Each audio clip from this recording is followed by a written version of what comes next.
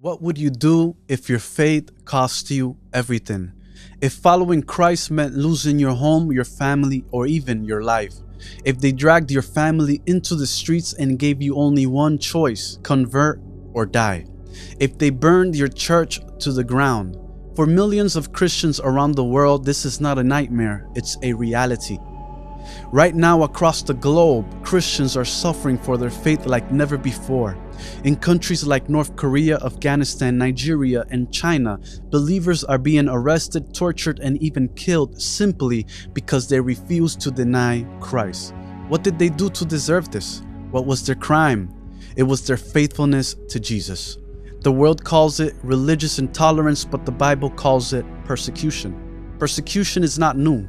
Jesus warned us in John 15:20, if they persecuted me, they will also persecute you. Throughout history, Christians have suffered for their faith. The apostles were beaten and imprisoned.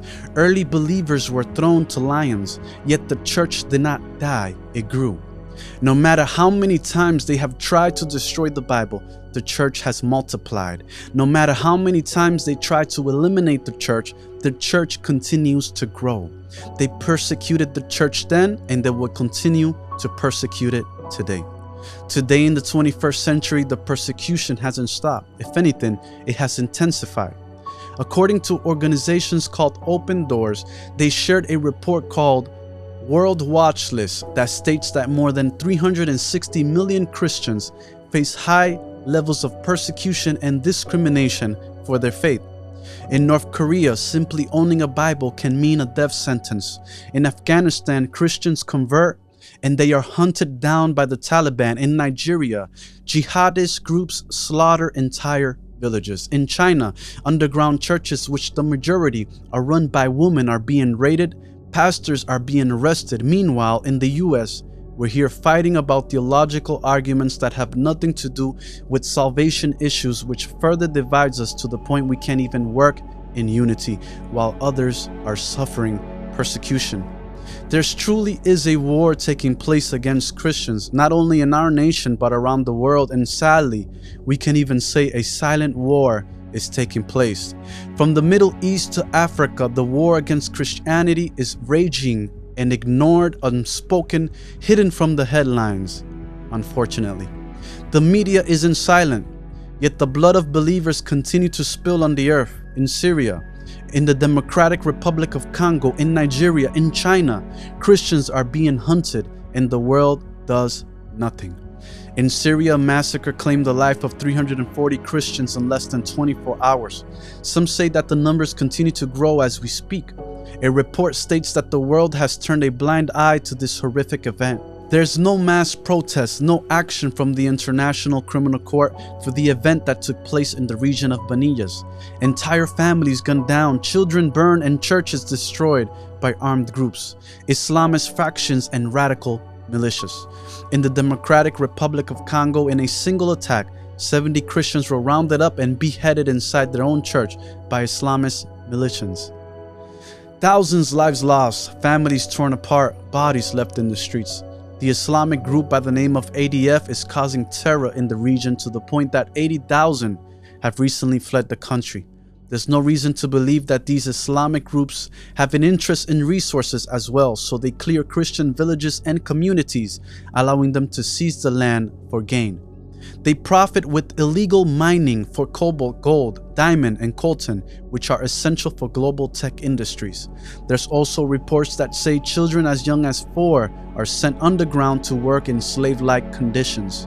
On another note, in Pakistan, believers are falsely accused of blasphemy and sentenced to death. Yet, where is the outrage? Where are the global protests? Where are the emergency UN meetings? Where are the calls for justice? The world is silent. Why is the world silent? Why do world leaders and the media rush to defend other persecuted groups but ignore the genocide of Christians? If this were happening to any other group, the world would be outraged. If it happened to another faith, the world would be outraged. But when it happens to Christians, the world looks away. Governments deny it. The media ignores it. Even many in the church remain silent. But I want you to know that God sees everything. He has not forgotten about his people. Now, what does this mean for us? We must not be surprised by persecution. Jesus told us it would come. Matthew 24:9 says, "Then they will hand you over to be persecuted and put to death, and you will be hated by all nations because of me." These things will continue to take place. Paul warned us, everyone who wants to live a godly life in Christ Jesus will be persecuted. This is a reality. We are to expect this.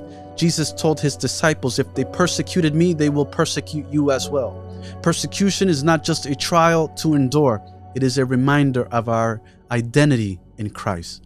It shows the world that we are not of this world, that we are ambassadors for Christ.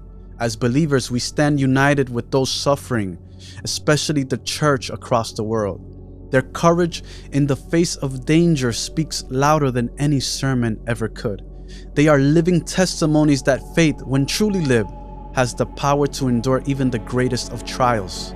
In Philippians 3:10, Paul says, "I want to know Christ, yes, to know the power of his resurrection and participation in his suffering, becoming like him in his death." Suffering for Christ brings us closer to him. It refines our faith.